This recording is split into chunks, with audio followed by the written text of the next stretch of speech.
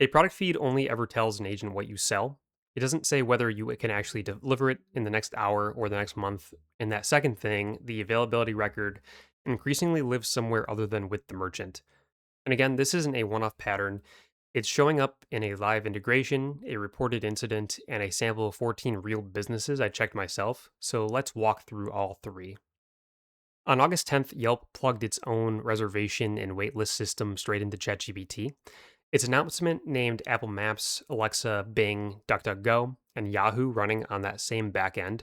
So one company's booking system now sits behind at least six assistants at once.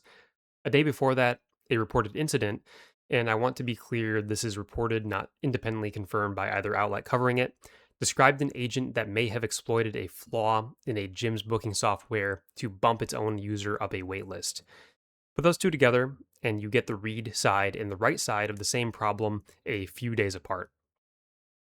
Yelp's own post actually spells this out, and I pulled the screenshot up on screen here. It names ChatGPT, Apple Maps, Amazon's Alexa, Microsoft Bing, DuckDuckGo, and Yahoo, then closes with and more. Beyond the headline integration, that's one reservation backend already live behind six named assistants, not just a hypothetical someday.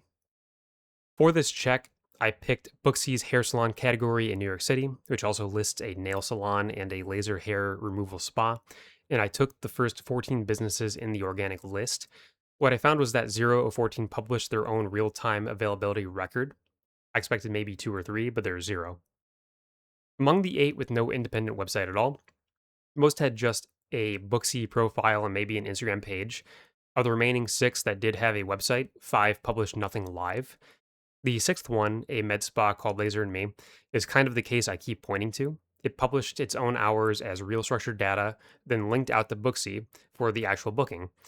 Since that's a business owning the part of its record that doesn't change hour to hour, and renting out the part that does, it's the cleanest single case in the whole sample.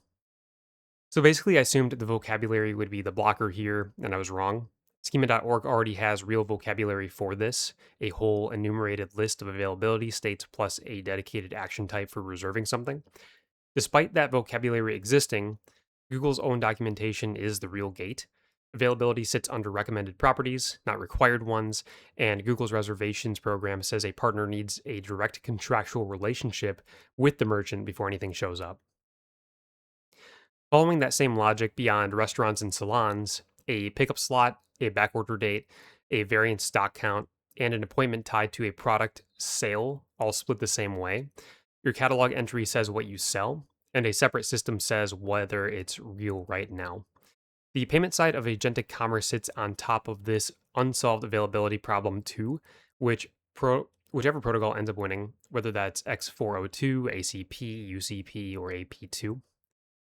So let's say you run your own product or booking page for a minute, pull it up and look at the raw HTML, the response your server sends before any JavaScript runs, and just search it for reserve action, inventory level, and availability. If none of the three show up, an agent sees only a name and a price, and nothing in the raw response telling it the thing is real today. That's the check I would run before anything else because it costs you about 2 minutes. But the full write up is on my website, and I would love to know what your own check turned up.